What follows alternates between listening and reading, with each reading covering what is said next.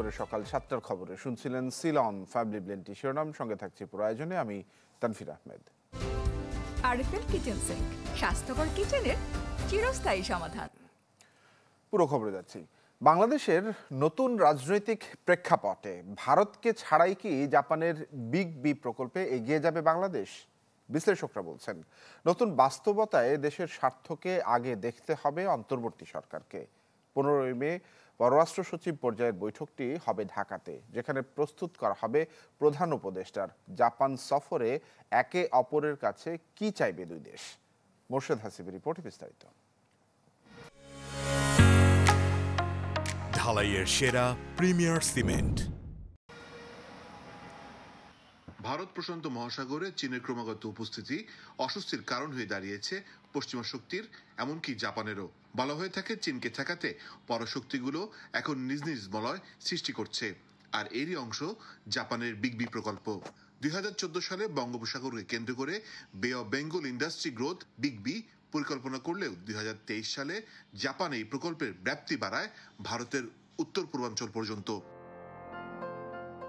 তবে পরিবর্তিত রাজনৈতিক প্রেক্ষাপটে ঢাকা দিল্লির সম্পর্কের অবনতি ঘটলেও এই প্রকল্প বন্ধ রাখতে চায় না ঢাকা। তবে কি ভারতকে ছাড়াই বিগ বি প্রকল্প এগিয়ে নেবে বাংলাদেশ? বিশ্লেষকরা বলছেন দেশের স্বার্থ বিবেচনা করেই সিদ্ধান্ত নিতে হবে বাংলাদেশকে। এক শর্তে যে ওই ফাইন্যান্সিং বাংলাদেশের স্বার্থের অনুকূলে থাকবে, as long as it is on economic issues, infrastructure connectivity issue, যেগুলো বাংলাদেশের জন্য বেনিফিশিয়াল, সেগুলো হয়তো বাংলাদেশ পজিটিভলি দেখবে। আবার একইভাবে ইন্ডিয়াতে Japan is one of the largest investor. Second, Japan G7 দেশ, কোয়াডের মেম্বার, অনেক ধরনের জিও পলিটিক্যাল কোঅপারেশন তাদের একসাথে আছে।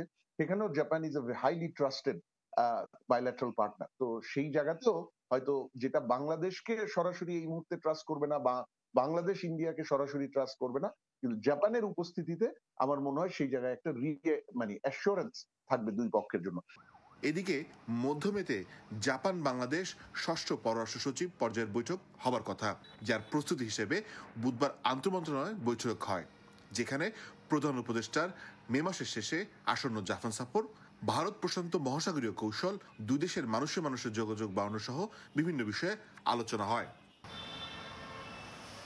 বিশ্লেষকরা পরামর্শ দিয়েছেন কোন সুনির্দিষ্ট দেশের বিষয়ে অস্বস্তি থাকলে তা প্রধান উপদেষ্টা সফরে কাটানোর।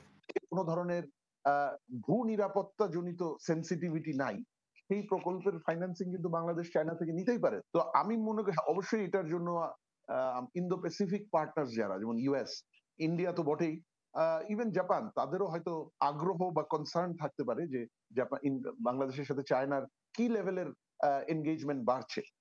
প্রধান উপদেষ্টা সফরে বাংলাদেশের অর্থনৈতিক সহযোগিতা ও বিনিয়োগ বৃদ্ধির বিষয়ে এগিয়ে আসতে জাপানকে অনুরোধ করা হবে। মোর্শেদ হাসিব, চ্যানেল 24, ঢাকা।